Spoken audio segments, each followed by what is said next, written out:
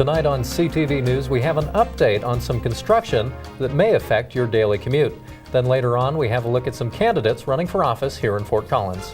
All this plus a full weather forecast, sports, and entertainment starting right now on CTV News.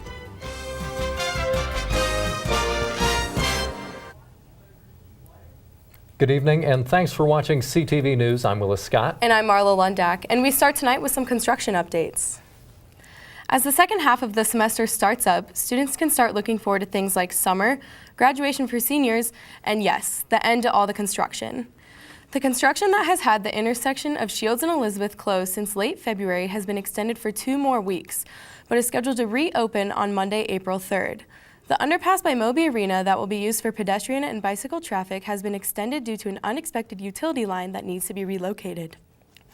According to the press release published Tuesday by the City of Fort Collins, construction crews will use the extended time to complete other parts of the project in order to help limit the lane closures in the intersection around spring and summer. As the intersection opens, Phase 3 of the construction timeline will begin. The City of Fort Collins continues to stress that the local and residential businesses on Elizabeth are still open during this project, which is expected to be fully completed in August. The city has placed designated detours around the intersection, and they strongly urge drivers to follow these detours to help increase the flow of traffic in the area and avoid accidents. Pictures of the detour and underpass are provided courtesy of the City of Fort Collins. The goal of this underpass, according to the city, is to improve safety, traffic flow, and create a gateway feature between CSU and the Campus West area.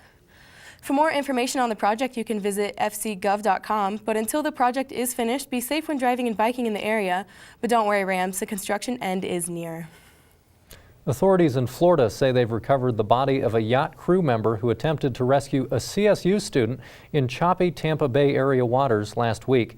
A Pinellas County Sheriff's Office news release said boater reported a body floating about 3 miles west of Edgemont Key on Monday. The body was later identified as 27-year-old Andrew Dillman of New York. Dillman and 21-year-old Colorado State University student Ji Lo of China have been missing since Tuesday evening. Authorities say 15 Colorado State University students chartered the yacht, and Lo was among 5 who jumped from the boat to swim. Authorities said Dillman jumped into the water when he saw Lo was struggling in the swift currents. Neither man wore a flotation device. The Coast Guard ended its search Friday. Lo's body has not yet been recovered. Campaign season is at CSU once again. This time it's for the positions of president and vice president for the associated students at Colorado State University. This year there are a total of 4 campaigns for president and vice president. These candidates are Nick Bone with running mate Tristan Siren, Edward Kendall with running mate Kyrie Merlin, Haley Morton with running mate Yuval Rosenthal, and Josh Silva with running mate Michael Wells. ASCSU will hold 2 debates involving the president and vice presidential campaigns. The first debate will occur on March 23rd from 1 in the afternoon to 3 on the campus plaza, and the second debate will be held March 29th from 6 to 8 in the evening in the Laurie Student Center Theater.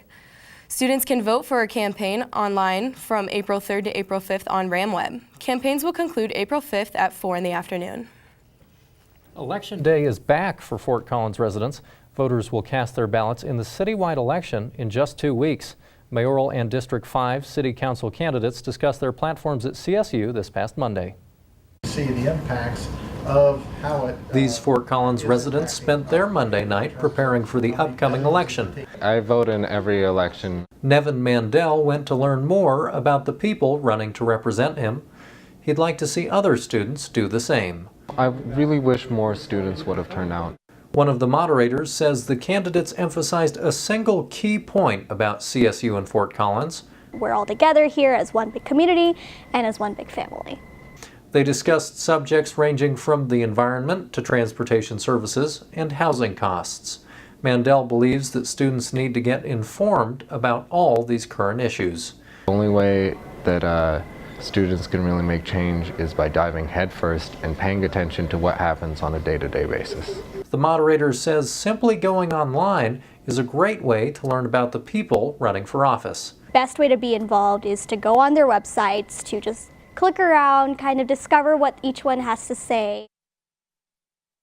You can find a complete list of all the candidates and ballot issues on the City Clerk section of the Fort Collins website.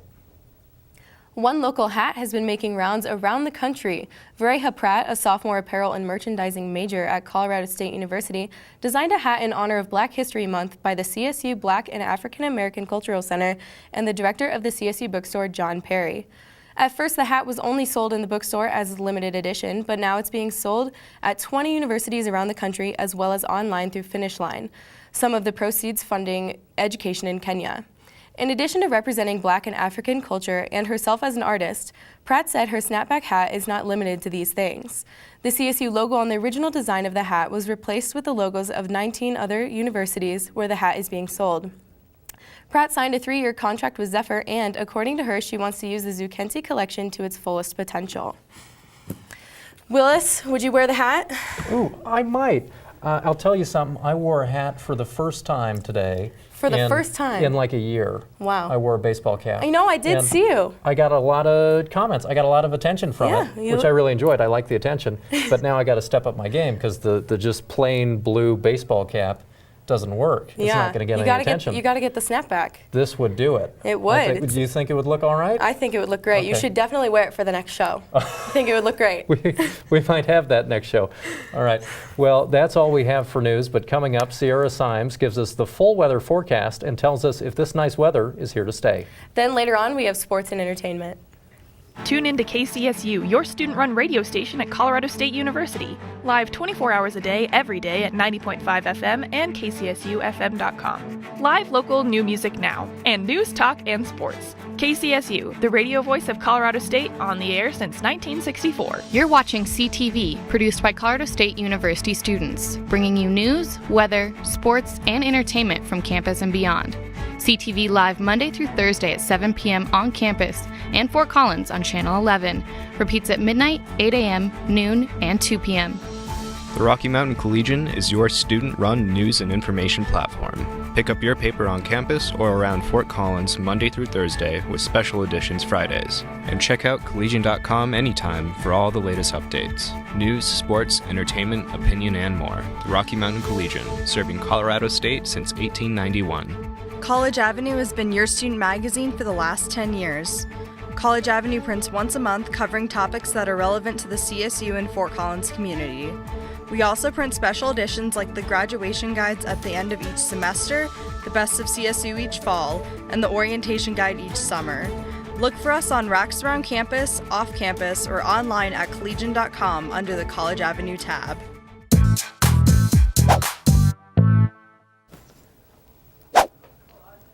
Welcome back with your weather. I'm Sierra Cymes. Currently, we're taking a look at our live cam, which can show us a beautiful view of the sunset, which is happening right now. The CSU Stadium, which was completed the main part in February. Those details will be under construction through the end of this year, though. Now, currently it is 62 degrees outside. Very pleasant, very nice evening.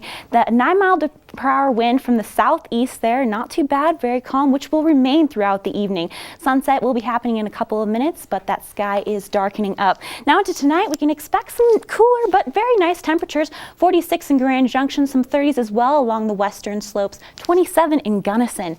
Up the I-25 corridor, some low 40s, high 30s, 41 in Denver, 37 in Fort Collins, some mid 30s along the eastern plains. Now into tomorrow, we are seeing 49 in Telluride, almost 50 there, 50s as well in Gunnison and Vail, 60s in Alamosa and Steamboat Springs, 73 in Grand Junction. Along the I-25 corridor, some mid to high 70s, 74 in Denver, 71 here in Fort Collins.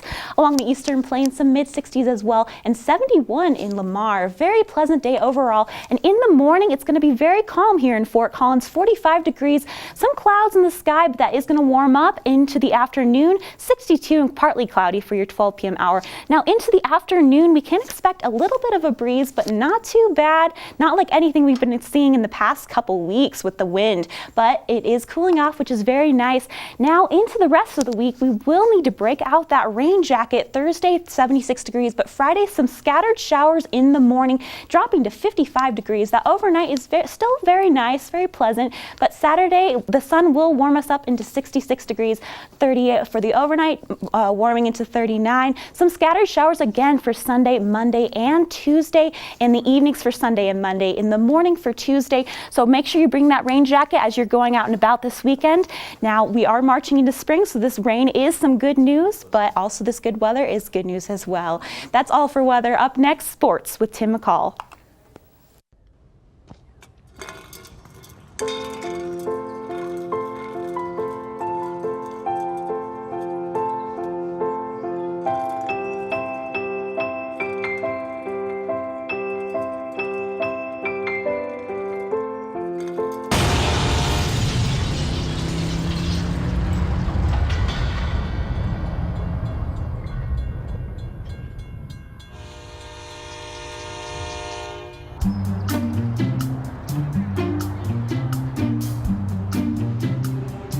Don't worry, 74 people were picked before me in the NFL draft.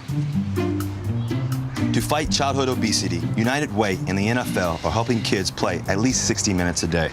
Okay, time for the team obstacle course. Yay! What this place needs is more healthy kids. To get involved or donate, go to unitedway.org/play60. Now I get it.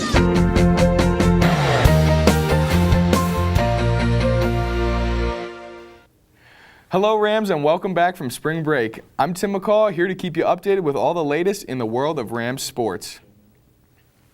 Last night, the CSU men's basketball season came to an end in Moby Arena. CSU was defeated by Cal State Bakersfield by a score of 81-63 in the second round of the National Invitational Tournament.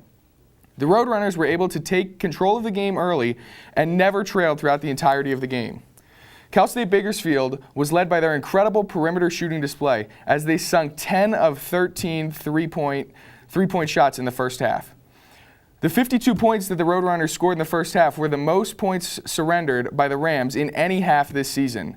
And the Rams didn't do themselves any favors as they turned the ball over 17 times, allowing the Roadrunners to gain 19 points off of those turnovers. The loss dropped the Rams' all-time record in the NIT to 7-9. It was their 9th appearance in the tournament. The loss also marks the last time that we will see CSU stars John Clavel and Emmanuel Amagbo in a Rams uniform. Clavel, the Mountain West Player of the Year, ends his career in the top 20 in scoring in CSU history after just 2 seasons here in Fort Collins. And Amagbo was able to crack the top 20 in career rebounds here at CSU.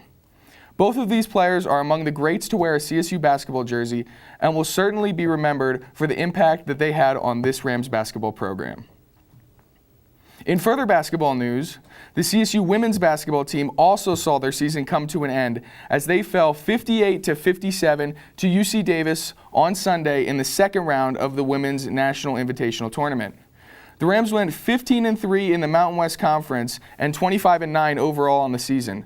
The 25 wins are tied for the 4th most in program history. The end of the season also marks the end of a CSU career for both Ellen Nystrom and Ellie Gustafsson, who will be remembered as 2 of the best to ever wear green and gold. Nystrom and Gustafsson ranked 1st and 2nd in Mountain West Conference history in games started, and were able to earn themselves spots in the CSU record books as well. Nystrom shattered the previous CSU record for assists in a career and finished with an eye-popping 584 career assists. Gustafsson's presence will also be seen in the CSU record books as she ends her career as CSU's 8th highest scorer and also sits 7th on the CSU blocks leaderboard. Both of these players had incredible basketball careers here at CSU, and the Rams will have to adjust to life without their stars next season. Both Nystrom and Gustafsson are irreplaceable, and Coach Ryan Williams and the Rams will have their work cut out for them to move on from this incredible era of CSU basketball. In further CSU sports news, today the CSU football team took their first step of the 2017 season as they began spring practice. The Rams, who have qualified for 4 consecutive bowl games, are returning 43 letter winners from last year, 15 of whom are starters. In addition, the team also returns 3 All-Mountain West players from last season: wide receiver Michael Gallup, offensive lineman Jake Bennett, and quarterback Nick Stevens. Stevens and the quarterback position as a whole will be one storyline to watch during spring practices. Sophomore quarterback Colin Hill played well as a true freshman last season until an ACL injury sidelined him in October. Nick Stevens took over for the Rams in late October and led the country in pass efficiency rating from late October until the end of the season. With two quarterbacks capable of winning the starting position, Coach Bobo is faced with a good problem to have. Be on the lookout for Coach Bobo and the Rams to determine who the team's starting quarterback will be. That decision will likely be based on how each quarterback performs during the next few weeks. Be sure to check out collegian.com to see if Nick Stevens or Colin Hill are able to do enough in spring practice to earn the starting nod from Coach Bobo. That's all we have for sports tonight, but don't go anywhere because up next, it's Ryan Crist with entertainment. Morning, Gary. We are GetSchooled.com. You want a college education, don't you? You know you do. That's why we're here. We're free and here to guide you through every step of the way, starting with attendance. Gary, financial aid forms.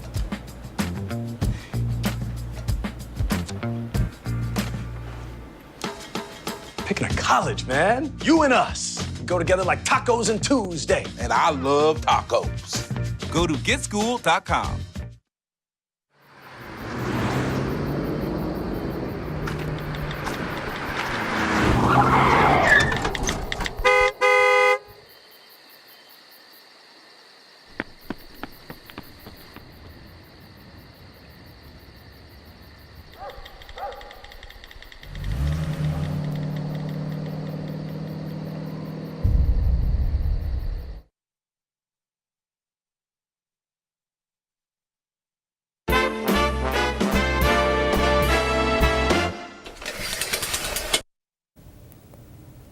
What is up, Rams? My name is Ryan Crist, and I'm your entertainment anchor tonight, bringing you all the latest in entertainment and what you might have missed over spring break.